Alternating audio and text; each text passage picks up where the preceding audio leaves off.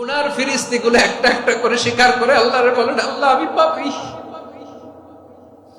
আল্লাহ আমার চেয়ে বড় পাপী এই দুনিয়াতে কেউ নাই, আকাশের নিচে জমিনের উপরে আমার চেয়ে বড় পাপী কেউ নাই।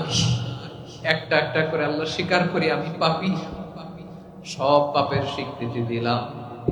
পৃথিবী না জানুক আমি তো জানি, আমি কি পাপ করেছি হায়, আমার পাপের করলে বিচার, বাঁচার আমার নাই উপায়।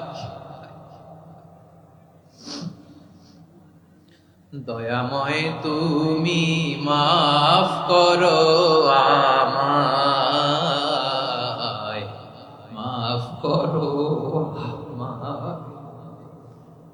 আল্লাহ তাআলা যদি দয়া করে আমাদেরকে মাফ না করে, আমাদের বাঁচার কোনো উপায় নাই। আপনি কি ভেবেছেন আপনার নামাজ দিয়ে আপনি জান্নাতে যাবেন? আপনি তাহাজ্জুদ গুজার, সেজদা দিতে দিতে কপালে দাগ ফেলেছেন, এটা আপনারা জান্নাতে নেবে না। আপনি এলাকার সবচেয়ে বড় হাতেম তাই দানশীল, এই দানের ভরসায় বসে আছেন। কশিন কালো আমাদের নামাজ, আমাদের রোজা, আমাদের ইবাদত, এগুলোকে মিজানের পাল্লায় উঠালে কোনো ওজনই হবে না। তবে আমাদের একটা কৌশল জানা আছে, আমরা আল্লাহর রহমতের ভিখারি। আমরা সেদিন আগেই গুনার স্বীকৃতি দিয়ে দেব। আমরা বলবো, আল্লাহ তুমি প্রশ্ন করার আগে তোমার একটা কথা বলি, আমারে কিছু জিজ্ঞেস করো না, আমি সব করেছি।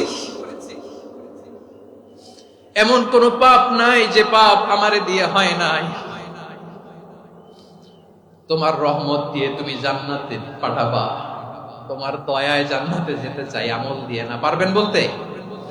কিয়ামতের দিন আমরা বলবো, আল্লাহ আমার আমল দিয়ে জান্নাত চাই না, আমি তোমার দয়া দিয়ে জান্নাত চাই। তোমার দয়া ছাড়া আমার কোনো উপায় নাই। কারণ আল্লাহ যদি বিচার করে, বাঁচার কারো উপায় নাই। আল্লাহ যদি বলে ফেলেন তুই এটা করলি কেন, ওখানে গেলি কেন, কোরআনে 1000 বার নিষেধ করলাম তারপরেও এই পাপে জড়ালি কেন, এরকম প্রশ্ন ছুড়ে দিলে আমার উত্তর আছে? বাঁচার কোনো উপায় আছে? রোজ হাসরে হে আল্লাহ আমার করোনা বিচার, আল্লাহ করোনা বিচার,